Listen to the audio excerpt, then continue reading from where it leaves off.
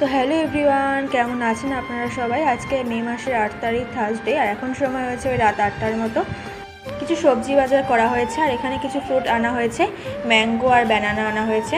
আর এই ম্যাঙ্গোটা দেখে মনে হচ্ছে অনেক মিষ্টি হবে খেতে।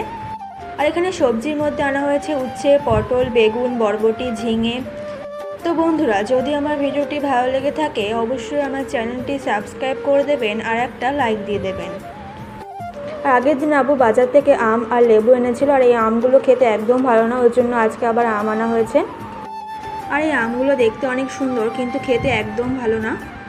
তো যাই হোক বন্ধুরা, আজকে আমি অনেক দিন পর আবার মিনি ব্লগ আপলোড করব।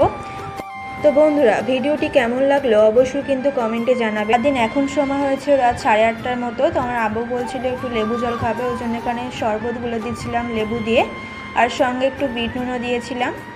আর 1 পিস লেবু বেশি ছিল, ওটা এখন আমি বিট নুন দিয়ে খেয়ে নিচ্ছিলাম।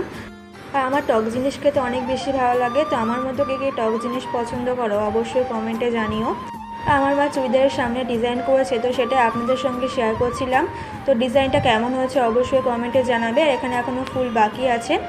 আর আজকে রাতে ডিনারে আমার মা রুটি করছিল, তো আব্বুর জন্য রুটি করেছিল, আর আমাদের জন্য ভাত আছে, সেটাই খাওয়া হবে। আর সঙ্গে মা বেগুন ফ্রাই করেছিল, তো সেটা দিয়ে ভাত খেয়ে নিচ্ছিলাম। আর আজকে দুপুরে মা পেঁপে রান্না করেছিল, সেই তরকারিটা আছে, তো সেটা দিয়ে খাওয়া হয়ে যাবে। আর ভাত খাওয়ার শেষে আম খেয়ে নিচ্ছিলাম, আর এই আমটা অনেক মিষ্টি। তো আজকের ভিডিওটি এখানেই শেষ করছি।